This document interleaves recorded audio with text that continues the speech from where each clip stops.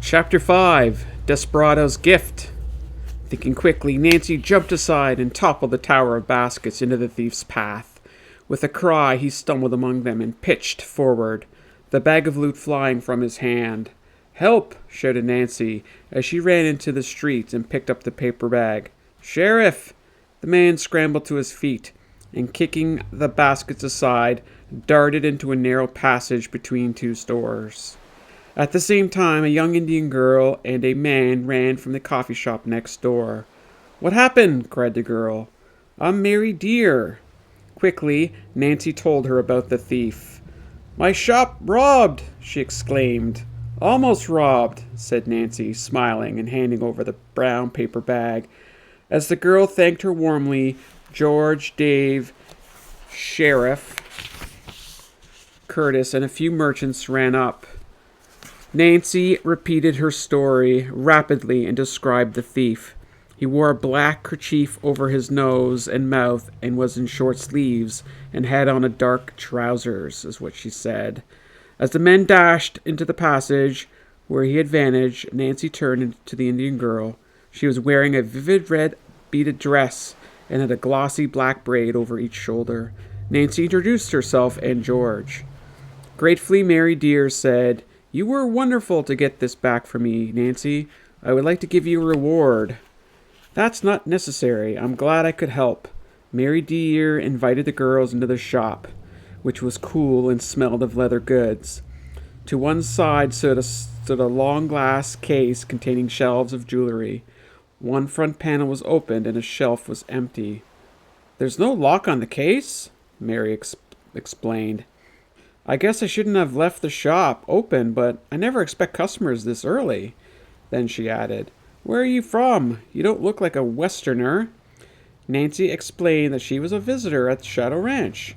The Indian girl smiled. "Then I have the perfect reward for you." She reached into the paper bag and took out a small gold object.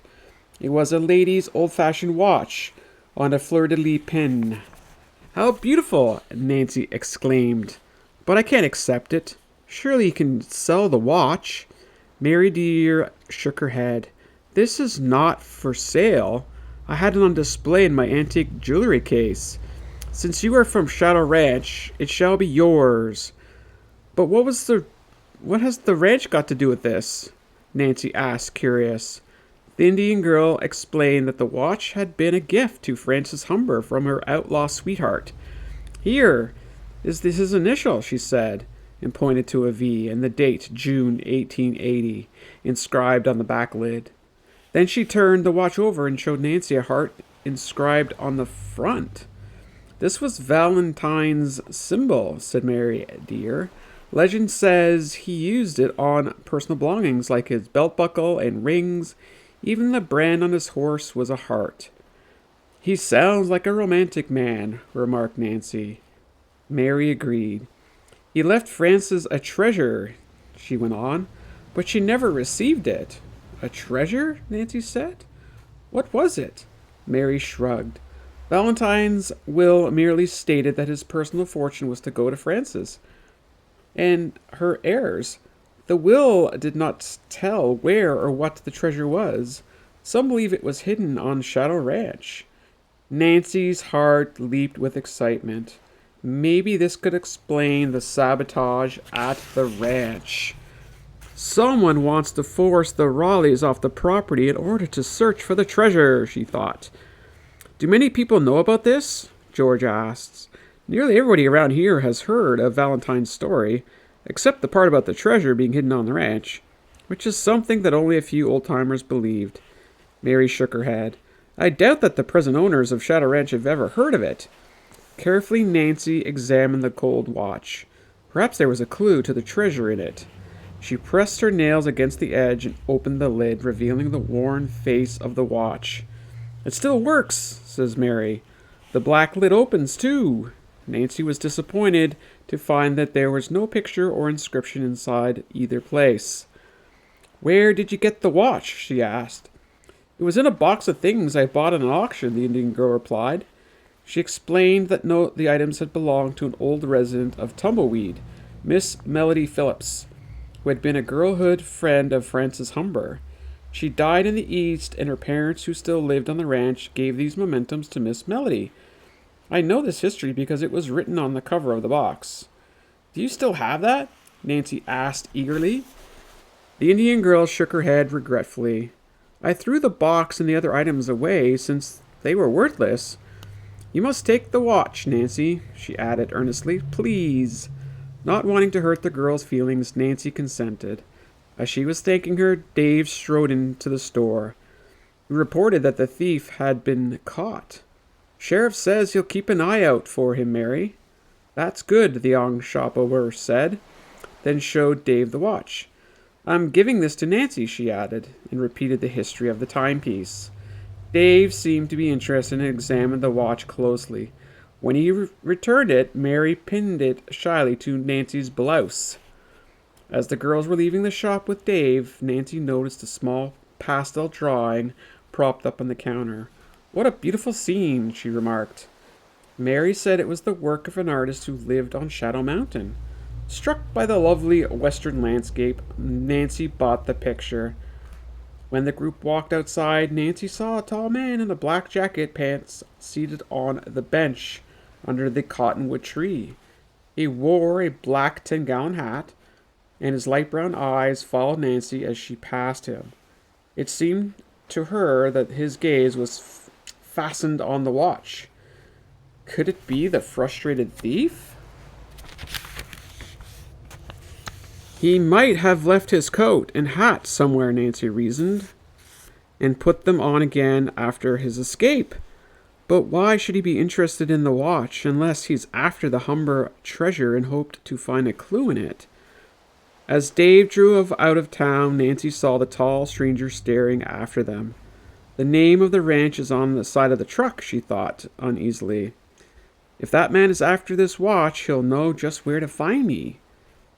Halfway to the ranch, the girls pointed out the Indian cliff dwellings high on the mountain slope. Nancy asked if this was the area once owned by the Humber, and Dave nodded. Good place to look for curious, like pieces of pottery, George remarked. You girls stay away from there, he advised, sharply. When Nancy asked why, Dave explained that the stairs leading up from the valley floor were worn and broken. Very dangerous, he said. When they reached the ranch, Dave parked the truck at the stable.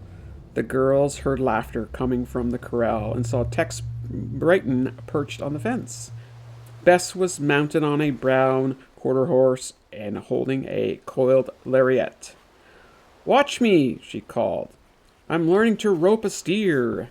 Nancy and George walked over and saw Bud.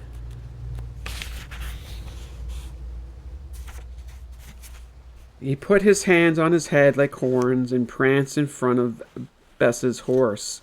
Come on and rope me, partner, he said.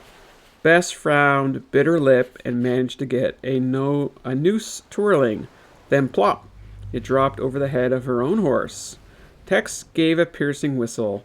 George and Nancy burst into laughter while the steer helped blushing Bess to dismount. Never mind, said Nancy. You didn't want to be a cowboy anyway. As the boys called joking remarks about the next roping lesson, the girls walked off together. At the house, Nancy, Bess, Aunt Bet, and Alice all that happened in town, and she showed the watch and related its history. Shorty Steele is the one who told us the legend of the Phantom Horse, said Aunt Bet, but he never mentioned the treasure. Maybe he doesn't know that part of the story. Or perhaps he kept it to himself, Nancy thought aloud. Aloud she said, Would it be all right if we hunt for treasure? By all means. While the others were examining the old-fashioned watch, Nancy took the pastel picture from her bag and propped it on the living room table. Alice saw it and turned pale. Nancy, where did you get this? As Nancy explained, Alice picked up the painting. My father did this, I'm sure of it, she told them, as Ross Rigor was the amateur artist and always carried a small case of pastels with him. Whenever he had a few leisure moments, he devoted that time to sketching, and Alice was positive she could recognize his work. We must find the artist, she said. I just know he's my father. The others could not help feeling that Alice was clutching at straws. Nevertheless, Aunt Bet offered to take her young niece to town the next morning to question Mary Dear. That night after supper, Nancy slipped into a heavy jacket, took a flashlight, and went for a walk alone. She made her way past the stable, chicken coops, and corral to the edge of the big meadow. As she stood thinking, the wind whistling down the valley and tossed the treetops. Chief came paddling over from the stable and muzzled her hand. Nancy turned and looked back. There was a light shining through a crack in the spring house wall. Who'd be there now, she wondered. As she hurried to investigate, one foot stepped on a large twig. Crack! In a moment, the light went out. Her sleuthing instincts aroused, Nancy tiptoed to the door, pulling it open, and shone light inside. Empty! A shiver ran up Nancy's spine. It was impossible. She walked away slowly, puzzling over the incident. Suddenly, a long, weird whistle sounded in the direction of the meadow. From among the bordering trees, as if in response to the whistle, galloped a white, filmy horse. The Phantom.